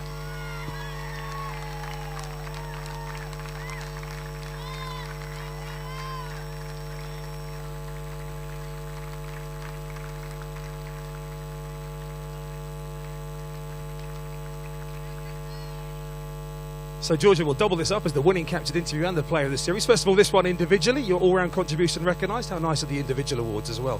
Yeah, well, these girls make it easy for me, don't they? I've made a bit of a bad habit of coming on and taking a few wickets, stealing a few wickets at the end when my teammates bowl incredibly well throughout. And yeah, it's been a pretty good tournament with the bat for me. But again, when Danny and Maya bat the way they do at the top, they do make it a bit easier for us in the middle. 5th trophy for you, successful defence of the title. Sum up this campaign for you as a team. Yeah, it's been incredible actually, and I'm incredibly proud of all my teammates. I think what we've done really well is we've adapted, and people have had to adjust to coming in and out of the squad throughout and step up in different roles, and you know that's what we've done so well, and we've stuck together as a side throughout and come out and played some really good cricket these last 2 days. What platform does this give you for the Rachel Hayhoe Flint Trophy, albeit after a little bit of a break now? Yeah, hopefully everyone will do a bit of recovery at R&R next week, and then we'll come back fighting in the Rachel Hayhoe Flint Trophy. Your winning captain and your MVP, sponsored by Vitality, the Southern Vipers captain Georgia Adams. Georgia, we invite you to go and get your winners' medals actually with your Southern Vipers teammates, and we'll stand by to present the trophy.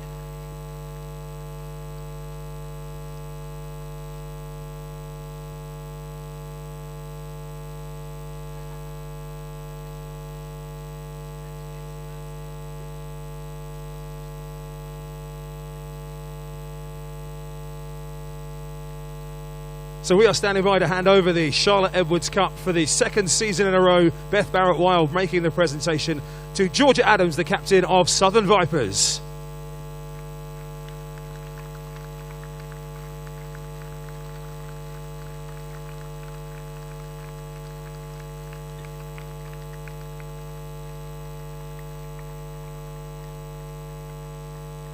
So please congratulate your winners of the 2023 Charlotte Edwards Cup. Southern Vipers!